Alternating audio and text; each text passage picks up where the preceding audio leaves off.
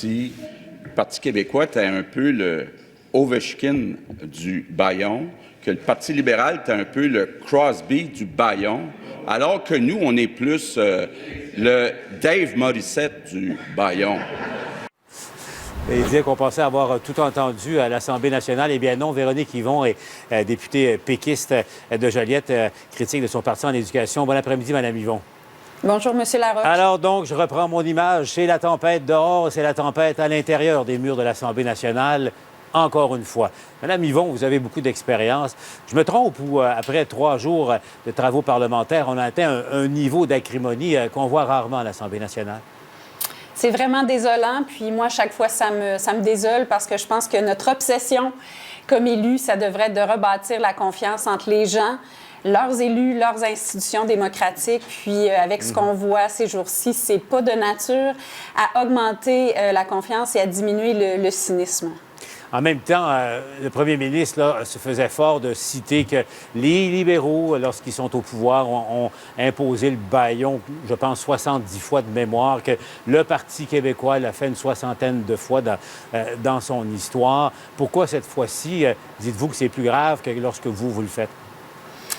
Bien, j'entrerai pas dans toutes les mécaniques parlementaires qui ont été très différentes au fil des ans. Là. Je pense pas que ça intéresserait nécessairement les auditeurs. Puis on peut toujours vouloir refaire l'histoire, mais je pense que justement, si le gouvernement est en train de parler de ça, c'est parce qu'il y a beaucoup de difficultés à justifier ce qu'il fait en ce moment, autant sur le fond des choses, parce que les élections scolaires, c'est une chose, mais il utilise ça un petit peu comme un écran de fumée, parce que derrière ça, il change énormément de choses en matière d'éducation au Québec avec la loi sur l'instruction publique. Ouais. Et par ailleurs, sur la forme, je pense qu'il se rend compte qu'il a poussé fort pour provoquer tout de suite au retour à l'Assemblée nationale, bing bang, 2 temps, 3 mouvements, on invoque le bâillon, on va forcer les choses alors qu'il y a énormément de sujets qui n'ont pas du tout été discutés. Bien, allons au fond des choses rapidement. Là, pour les gens qui nous écoutent, qui aujourd'hui se préoccupent davantage du climat à l'extérieur et voient ça de loin. On se dit encore des chicanes, de l'enfantillage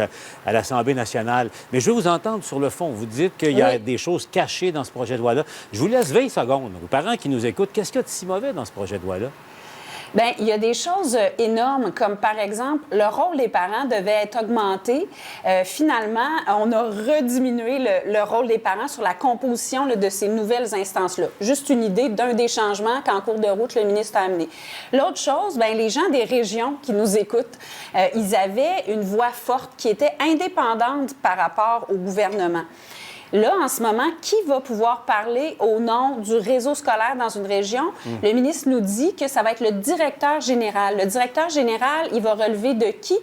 Il va relever directement du ministre. Donc, pensez-vous vraiment qu'il va pouvoir se battre publiquement pour dire on veut plus de fonds, on veut plus de moyens pour nos élèves, on veut que nos petites écoles dans nos municipalités soient conservées? C'est ce genre de choses-là qu'on fait un peu un effet d'écran de fumée puis qu'on ne débat pas. Plein d'autres sujets aussi.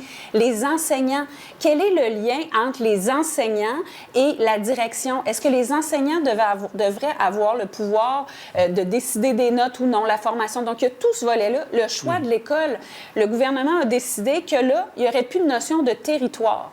Donc, les écoles de quartier, écoles du territoire voisin, les gens pourraient aller où ils voudraient. Ça peut peut-être avoir l'air intéressant à première vue. A priori, mais qu'est-ce que ça veut dire? Ah. Oui, mais qu'est-ce que ça veut dire pour les petites écoles de quartier en milieu plus défavorisé qui se battent pour pouvoir survivre ou dans les petites municipalités? Donc, oui, il faut creuser les choses. Il y a plein d'enjeux. La communication des notes, il y a plein le rôle des différents comités. On enlève un comité pour les parents dont les enfants ont des difficultés d'adaptation puis des difficultés d'apprentissage. Ça disparaît. Il y a à peu près 30 sujets différents. Et le gouvernement, quand il parle, il ne parle que des élections scolaires. Donc ça, c'est préoccupant en termes de transparence aussi, quand on croit un peu au processus démocratique et à l'importance de bien faire les choses. Mais voilà, on vient d'établir quelques-uns des enjeux là, qui sont débattus en ce moment et pour encore plusieurs heures à l'Assemblée nationale. Mme Yvon, merci d'avoir été avec nous à 100% Nouvelles. Merci, au revoir. Pendant ce temps, il y a toujours